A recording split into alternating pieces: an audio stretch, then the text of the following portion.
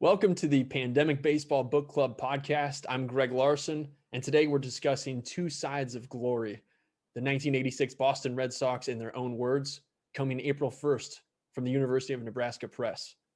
And today we're talking with the author of Two Sides of Glory, Erik Sherman. Erik, thanks for joining me. Greg, it's my pleasure. Thank you. Of course. Now, we have a lot to talk about with Two Sides of Glory, the 1986 Red Sox, who of course lost to the New York Mets. First off, I have some questions about the structure of the book and how you chose the way you went about structuring this book. How did you choose which chapter to put where? Because in the book, we have each chapter is dedicated to a different prominent player. There's a Bill Buckner chapter, Wade Boggs, Oil Can Boyd. How did you choose which order to put them in? Well, what I typically do is I travel around the country. This is what I also did in Kings of Queens, Life Beyond Baseball with the 86 Mets, where I travel to wherever the ball player lives, works, or just wants to meet. And so that's typically how I do it. Now, I didn't follow that formula completely this time, in that Bill Buckner's story was so compelling and so important to the book that I actually moved him from where he was, which I think was the 6th or 7th chapter, which would have made him the 6th or 7th person that I met with for this book. I moved him to first because he passed away not long after I met with him. Obviously, the Buckner story with what happened in Game 6 of the 86 series and a book on the 86 Red Sox, it's just so important because that forever changed Bill Buckner's life. A guy that had 2,715 career hits, won a batting title, had a higher fielding percentage than Lou Gehrig, and yet the casual fan remembers the ground ball that went through his legs. And so many of your typical fans that don't really follow the game as close as they should pin the blame on him. So that's a whole other story, but that's the answer to your question. Typically, it's as I travel along, that's how I decide which chapters went where, but I've moved Buckner into the top spot. So do you set up your travel schedule based on what you foresee the chapter organization being? Typically, yeah. It just works out that way. I know Schiraldi, Calvin Schiraldi. I never thought I would. He kind of keeps his feelings on 86 close to the vest. Doesn't do many interviews. So he was near the end. Bruce Hurst was another very tough get. So pivotal to the story. I mean, he almost single-handedly beat the Mets in the 86 series, came very close to winning 3 games. And, but, so you would think someone like that, I would move up, into the 2nd or 3rd spot. But no, he was near the end because I didn't get him until I was close to wrapping up also. Mm-hmm. And so you mentioned the companion piece that you wrote to this, Kings of Queens, is about the New York Mets, their 1986 New York Mets winning the World Series. How does the tone of those two books, how do they compare? It's interesting because I think both in the Mets case as victors and the Red Sox as the near miss team, but yet a team that probably had the highest of highs and lowest of lows within a 2-week period ever for a baseball team in the month of October. How it affected the careers of the Mets and Red Sox players and their lives. And, for the Mets, as you're probably well aware of, it wasn't all good. Some of them, like Gooden and Strawberry and Dykstra, have really had a tough time in their life since that season, and certainly in their post-baseball career, with drugs and alcohol, and in Dykstra's case, blowing $100 million. But with the Red Sox, it's more how the awful, devastating loss of the '86 series when they were one strike away, how it has stayed with them. There were plenty of laughs and tears in both books with both sets of players, but for different reasons. With Dwight Gooden, it was what could have been. He could have had a career on par with Walter Johnson if he had stayed away from drugs. And he broke down and cried during the interview. A couple of the other Mets got very emotional also. In this Red Sox book, Bruce Hurst several times, Wade Boggs, Rich Gedman. These guys, baseball and that series, they hold on to it, and I'll say something that happens to every single one of these guys is once their playing career is over and the cheering stops, it's devastating because they're old men for baseball, but they're young men in the real world. And that's very hard, Greg, for many of them to deal with because they know of nothing else to do. So you have someone like Spike Owen, the Red Sox shortstop, who has a $10 million home in Austin, but he rides the buses as a minor league manager in a one-horse town in North Carolina to stay in the game, for the love of the game, to stay with it. And I'm not saying that Spike Owen, wouldn't be successful in other walks of life, but baseball is what they know most. So it's a long answer, but those Mets and Red Sox, despite a winner and a loser, they struggled with a lot of the same emotions. It sounds like a drug-like high that they continue to chase even after their career, whether they win the World Series or they lose it tragically. Yeah, I couldn't have said it better. It is like a drug. There's no other way to describe it, really. There's just such a drop-off. And, Bruce Hurst, that interview, it's interesting. He didn't want to talk to me. One of his teammates gave me his number and they said, well, of course he'll speak to you. Bruce is a great guy. And so I got Bruce on the phone and he said, I haven't done an interview in 3 or 4 years. I'm done with baseball and done talking about '86. And I said, oh, come on, Bruce, you're like the last key guy that I really need. So he goes, all right. Well, after almost a half an hour, he said, well, I don't want to be that guy. And I said, look, I'll just ask you the questions that I need to. And he says, well, if you're going to fly all the way from New York to see me in Phoenix, I'll give you as much time as you need. And so I wasn't expecting much in that interview. Turned out to be one of the greatest interviews I've ever had because of how emotional that it was.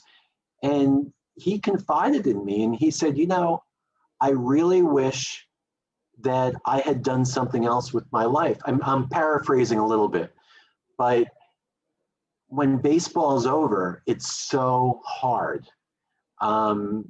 And he almost wishes that he had gotten a degree, finished college and gone on and done a regular job. So when he was 35 or 36, he'd be in the prime of his career instead of the end of it. Yeah, I'm curious about that wistful feeling that, especially with a team like the '86 Red Sox, that, your book evokes. Because I think about something, I want to highlight a quote from Walt Hriniak, the hitting coach for the Red Sox. Few dare to be great, he said to Wade Boggs at spring training. I think that was before the 86 season. Was that right? Oh, yeah. Yeah, that was actually the second day of spring training of Wade Boggs' rookie year. So it was his second day in a big league clubhouse. And Walt Riniak, grabbed him and he said, few dare to be great. And the reason he said that was he wanted Boggs to come to the ballpark at 6 or 7 a.m. and work with, and have Walt work with him on his hitting. And it was on that day that Wade Boggs decided to be great, because Boggs was not, and I made this point in the book, he wasn't like a Jim Rice.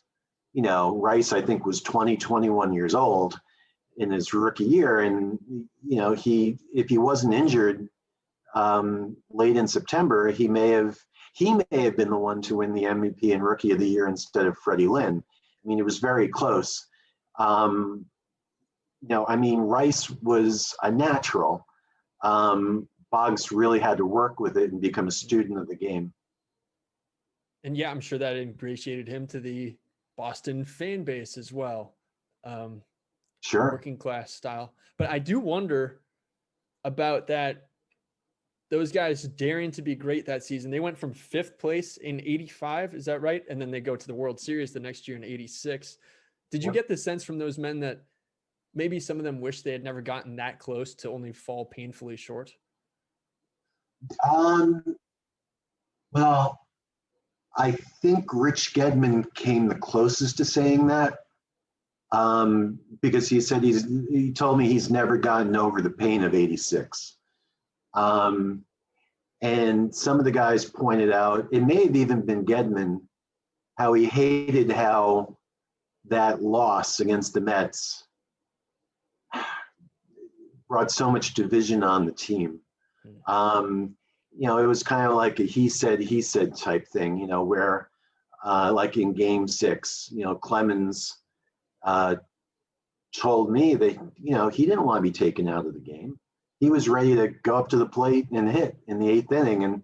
And McNamara, realizing that, Clemens had a blister, that he should pull him and turn it over to Schiraldi, to try to close the game out. I think they had a 1-run lead at the time.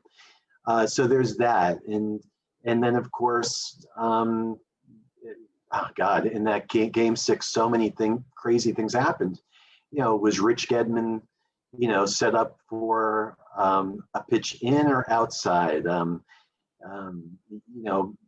Did Bob Stanley miss the pitch out sign, or the pickoff sign to pick off Ray Knight at second base, which before the pitch, Marty Barrett had to move closer to second base, and Buckner had to move closer to Barrett's position to cover his ground, making the ground ball that Mookie rolled down the first base line all the more difficult for him to field.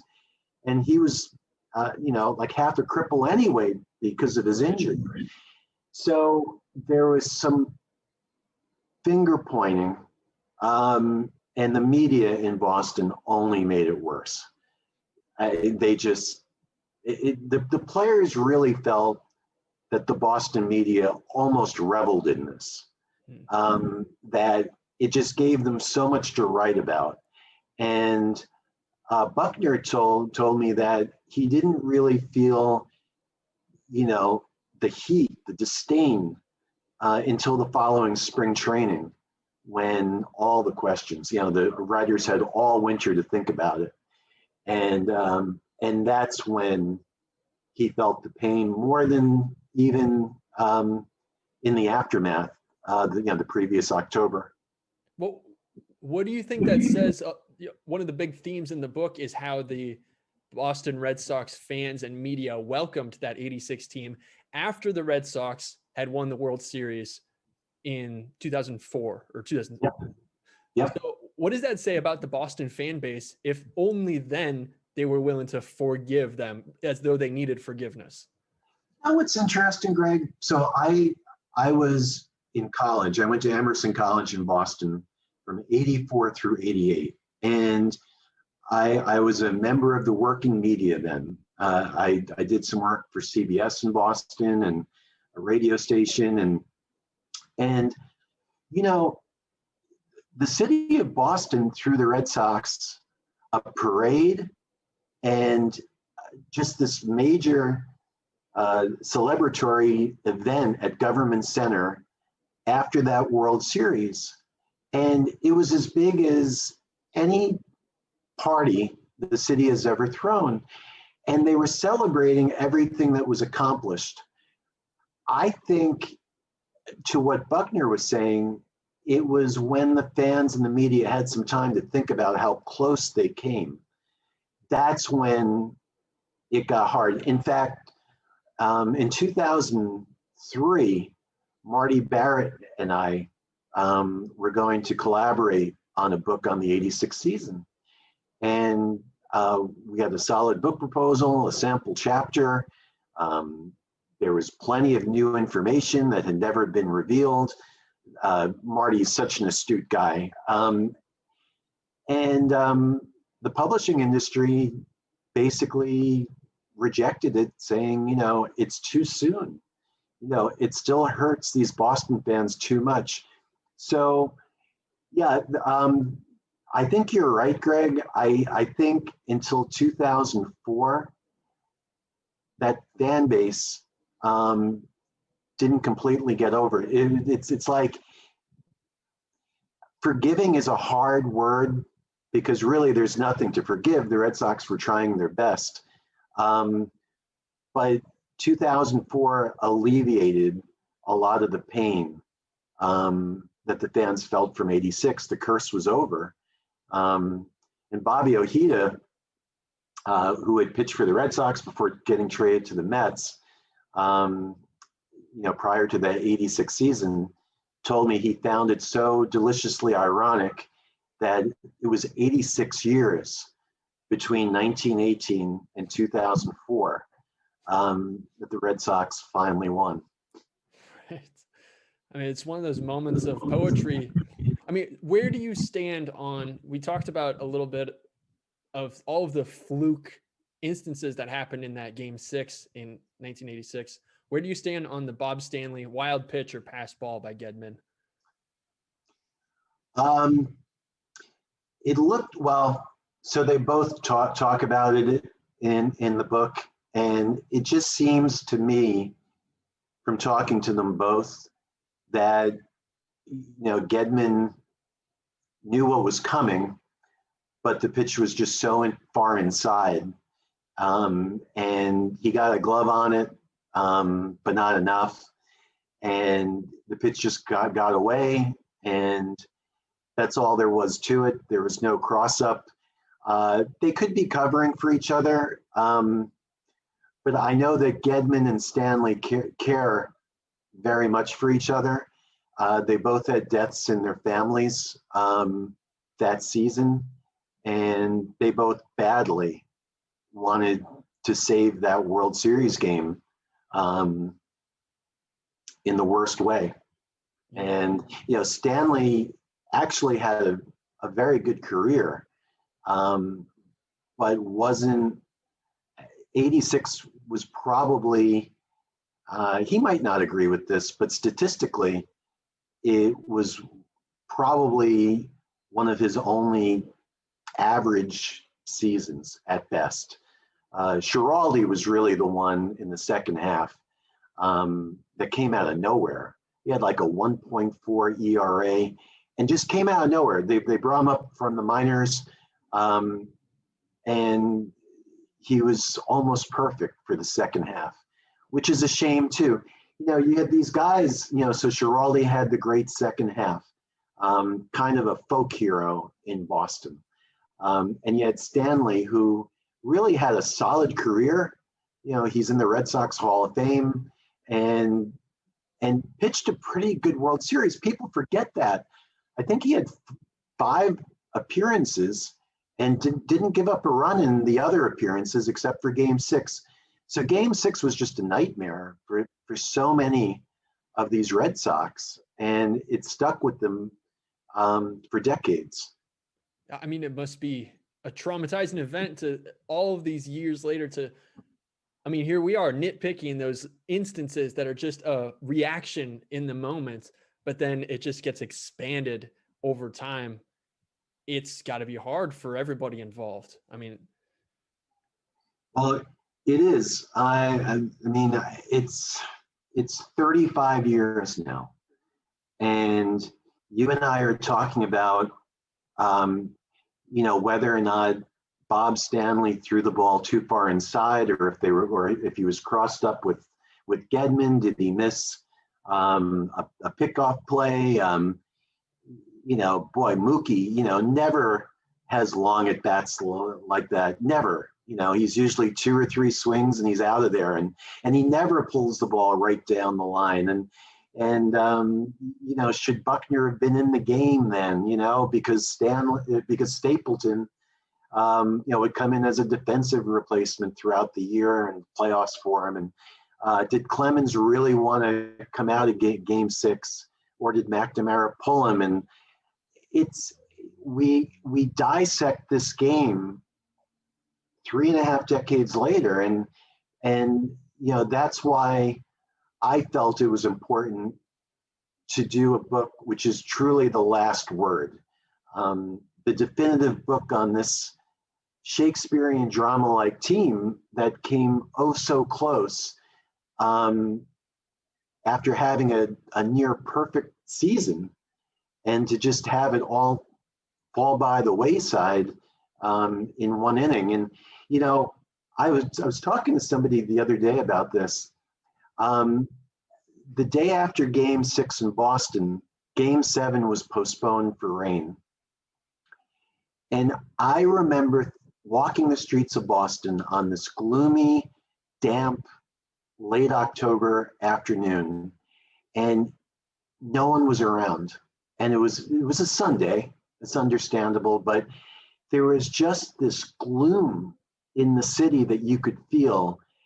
And I said to myself, when they play this game tomorrow night, and they were going to get Bruce Hurst back, they had decided to pass over Oil Can Boyd, and Hurst was the hot pitcher. He hadn't lost since August.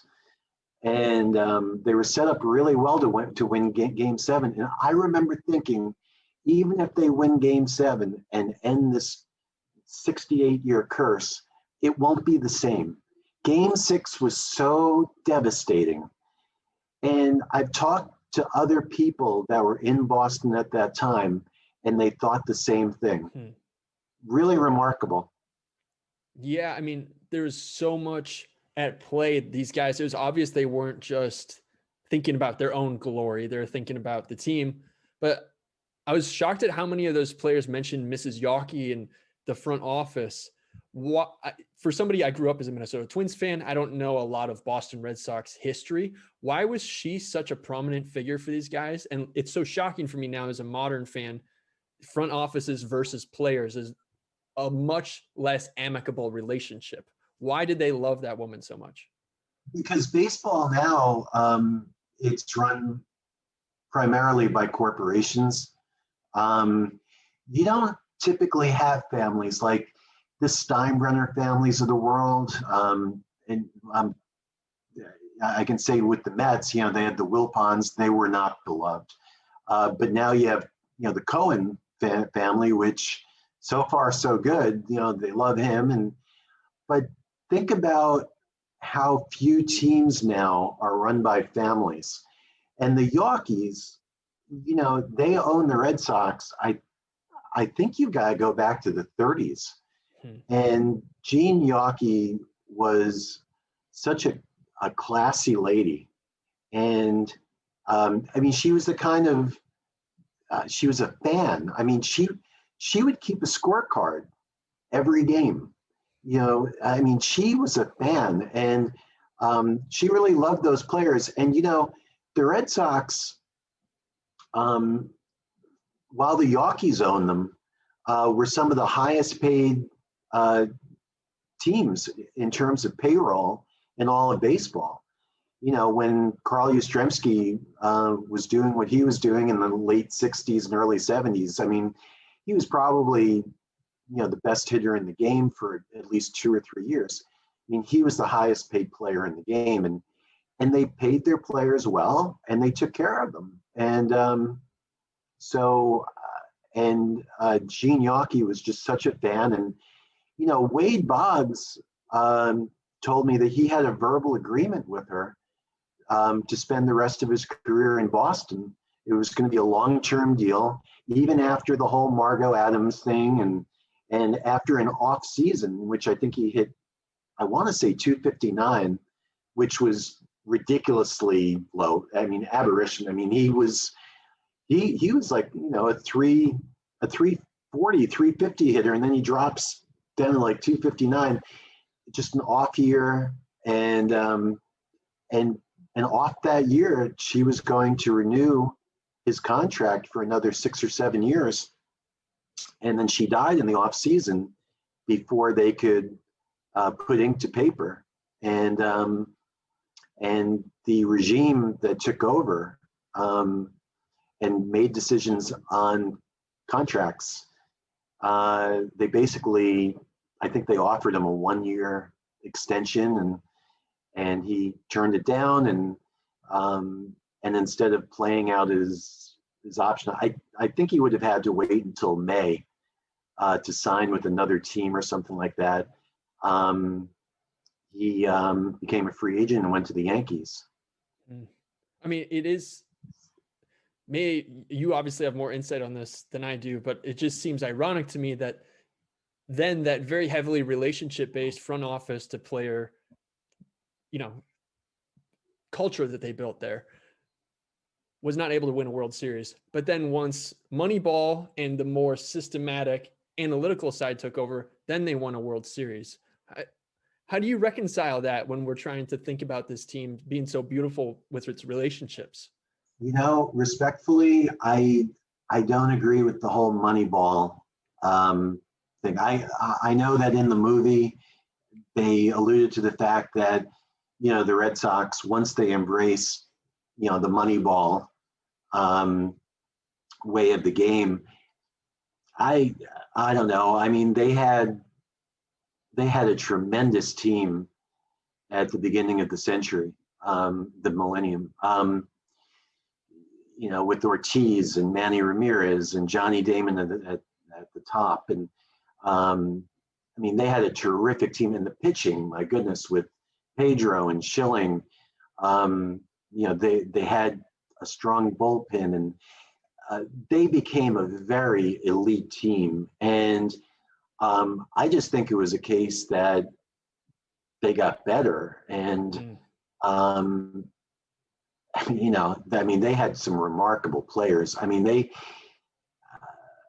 probably had the best 2 hitters in the game and the best 2 pitchers in the American League. And then they had a lot of these bit players that got on base. And, well, I guess that's Moneyball a little bit, but they had guys that could drive them in. I mean, even that Oakland A's team that they allude to in Moneyball, I remember watching the movie, and I'm like, why aren't they talking about Tejada, the shortstop? Why aren't they talking about the big 3 starters that they had? I think they alluded to an island of misfit toys and putting them together, and together, they're on base 4 out of 10 times, and that's how they win. Well, they left out some big names on that Oakland team, and so I think they just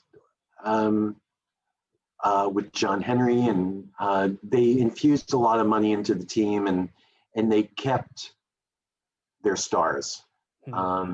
And then they would replace them when a Pedro would leave or a Manny would leave. And they've done remarkable work. I mean, 4 World Series titles this century. It's incredible. Right.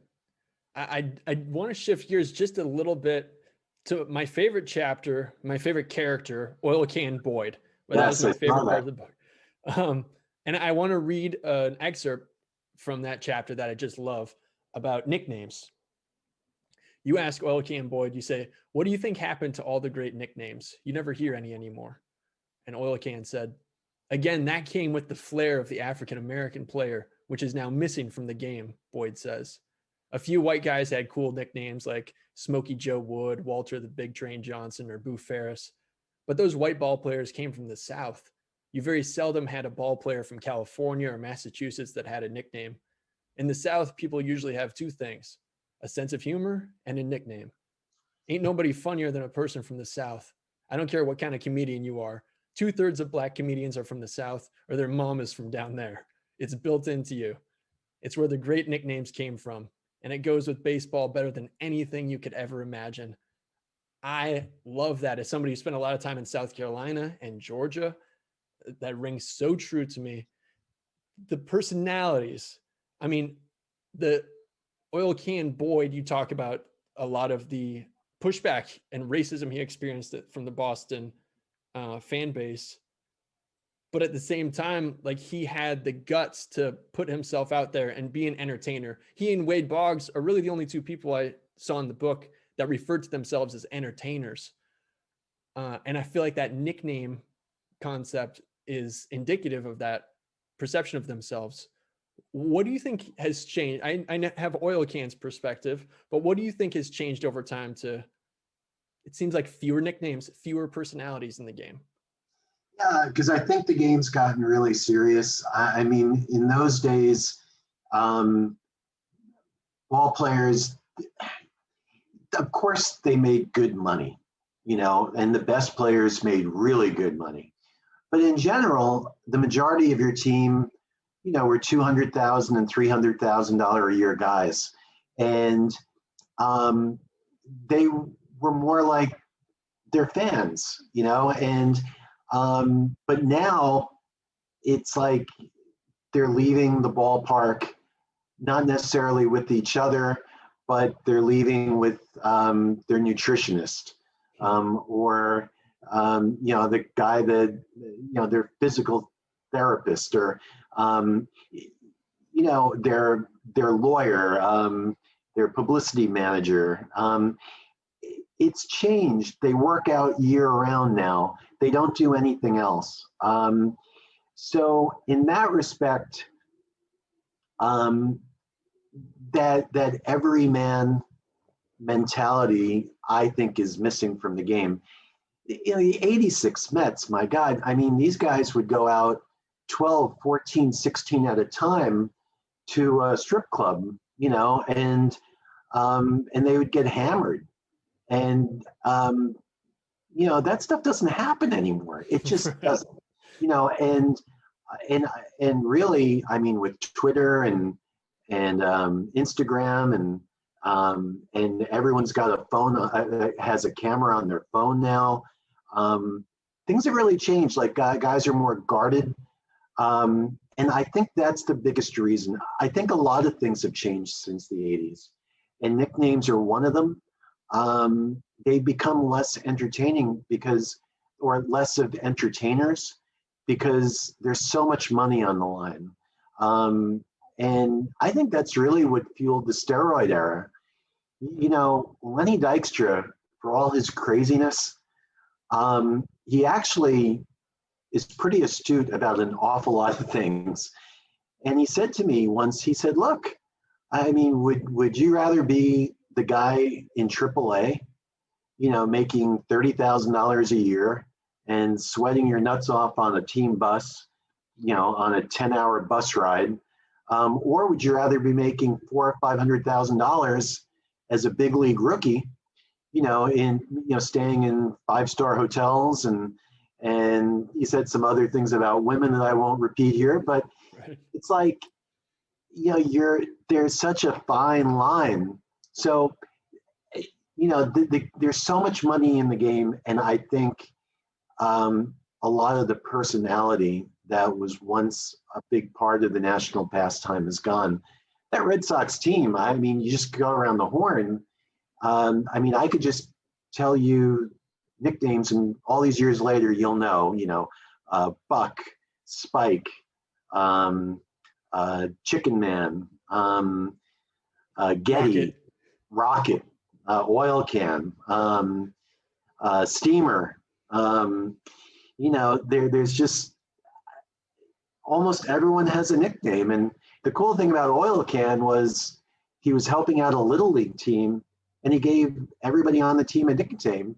And years later, I guess one of his kids ran into him at some function and said, I'm still called, what was it?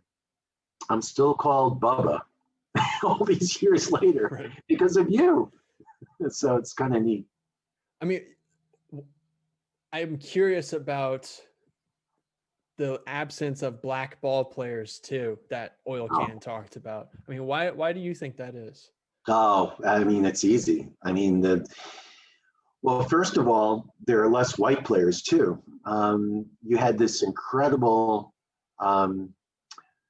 influx of Latin players.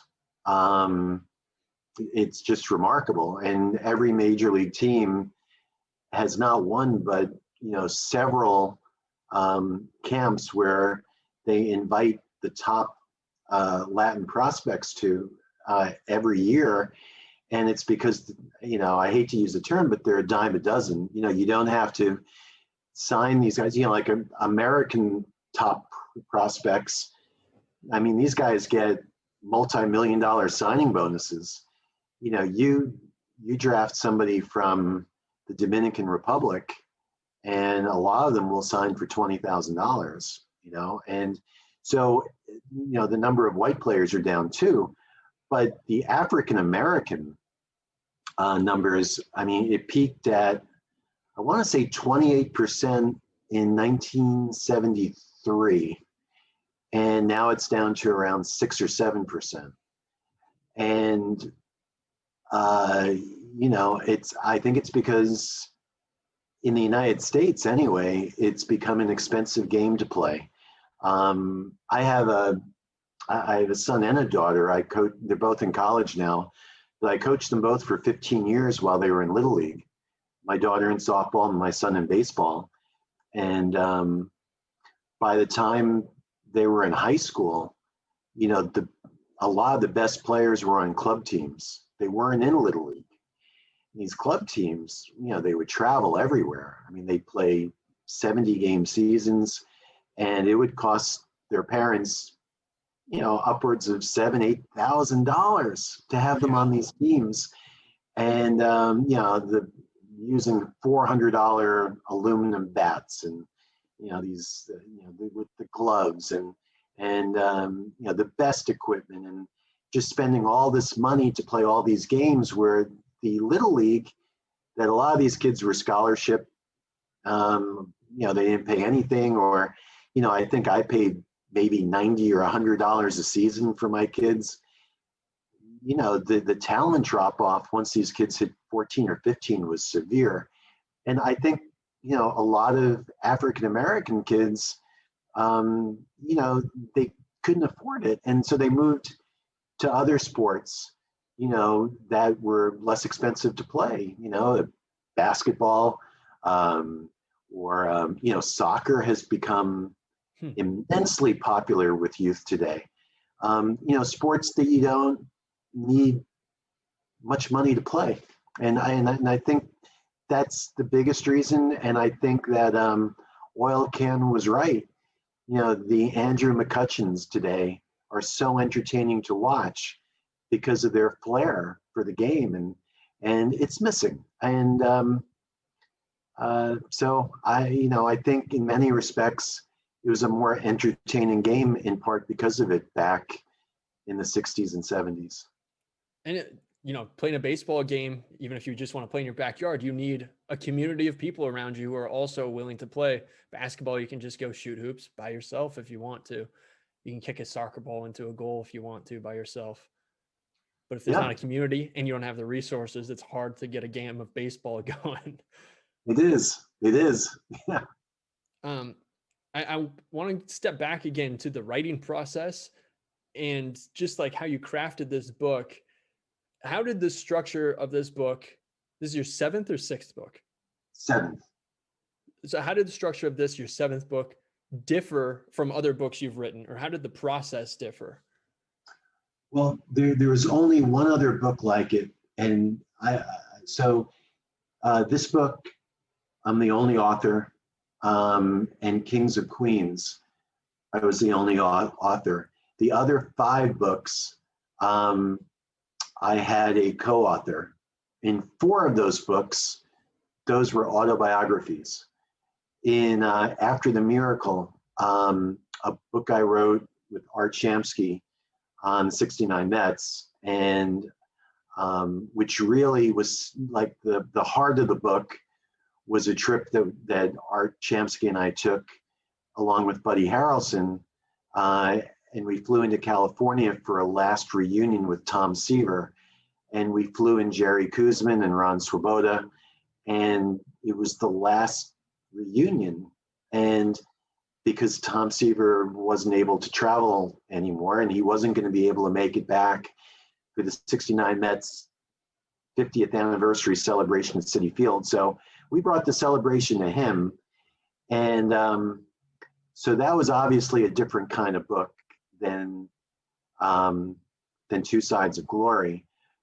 But the parallels between Kings of Queens and Two Sides of Glory, it was the same format.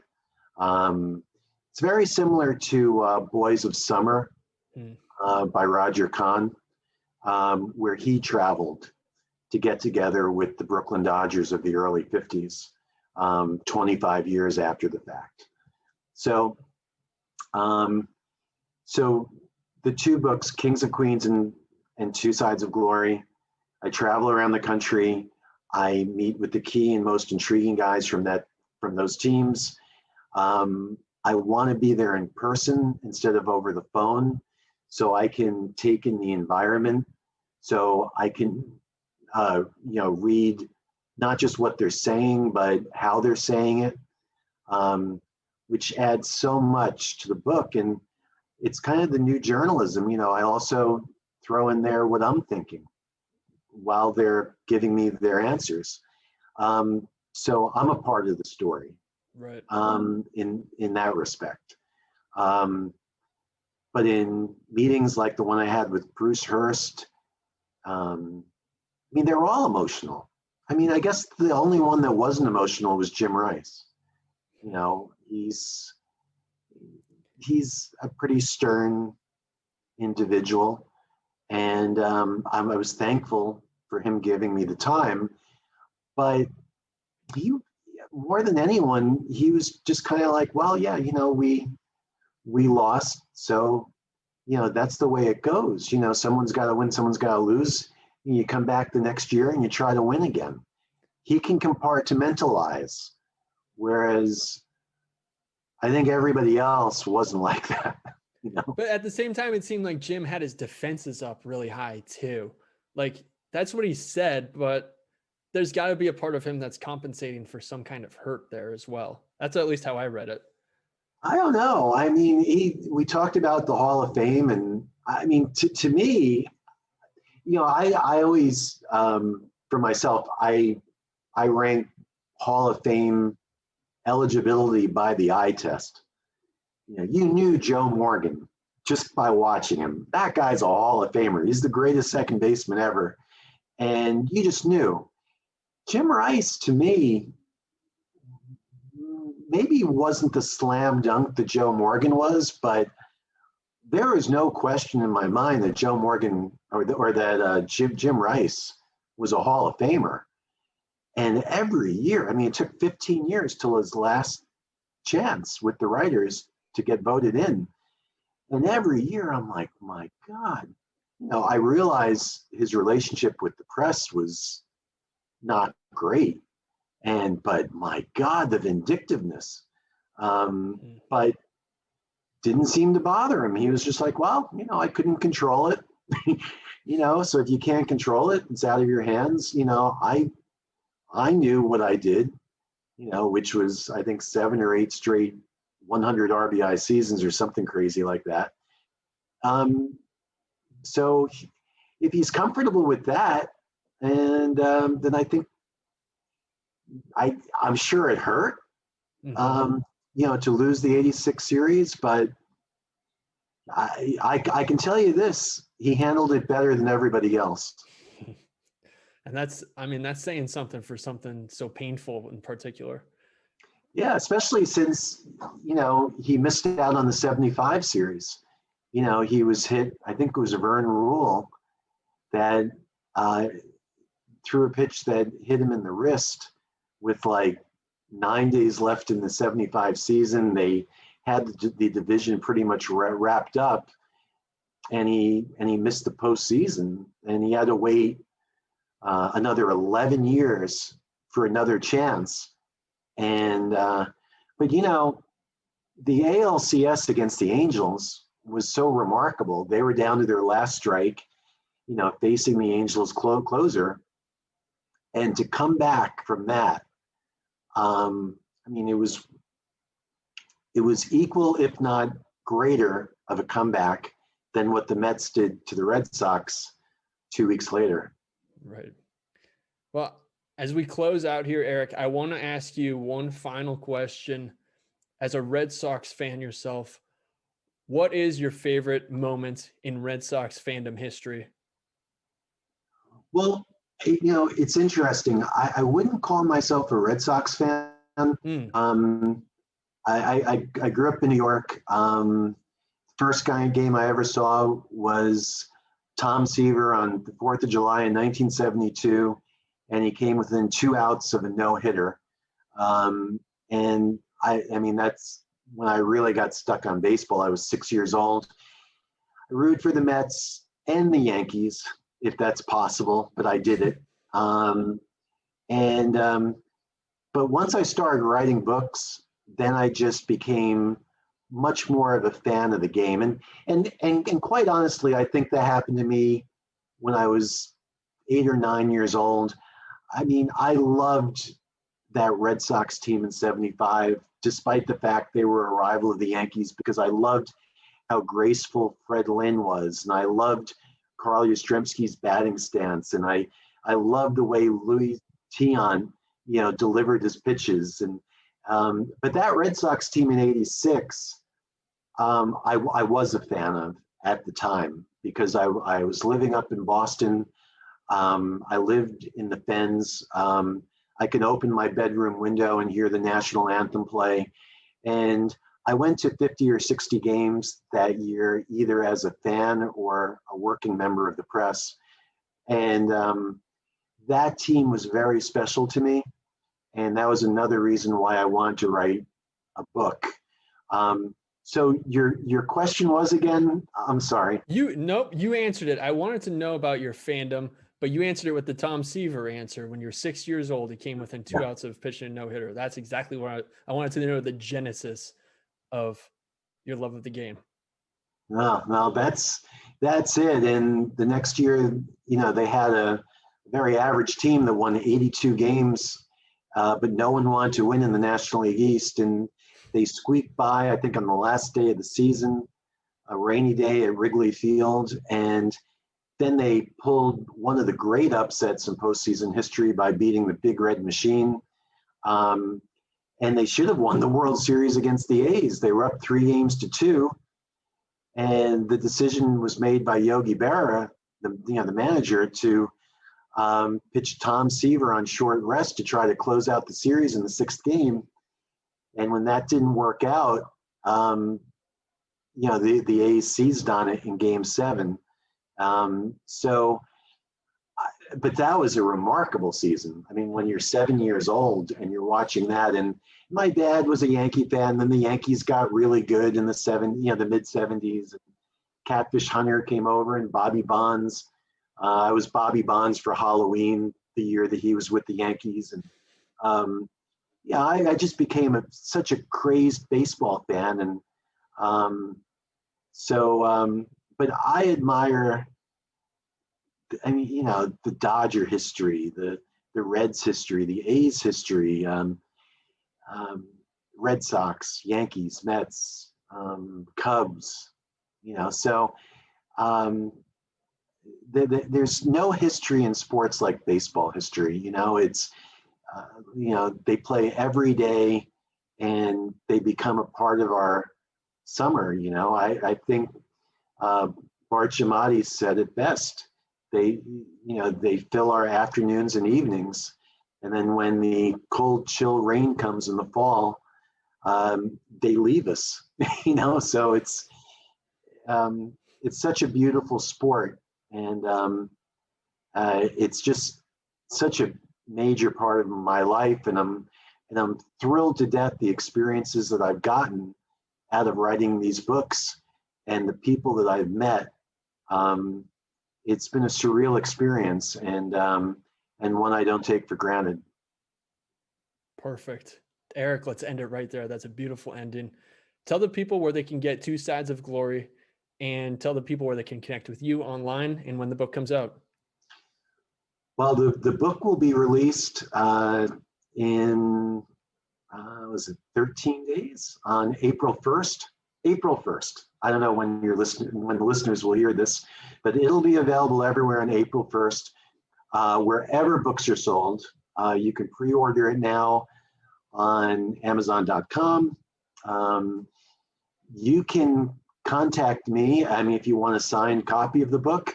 On Facebook, I'm at Erik Sherman Baseball.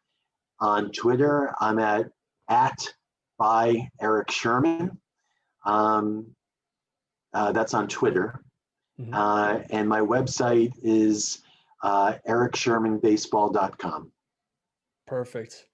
Erik, thank you so much for joining us. I've been Greg Larson on the Pandemic Baseball Book Club podcast. Erik, good luck with the book. Thank you for talking. Thanks, Greg. It's been a pleasure.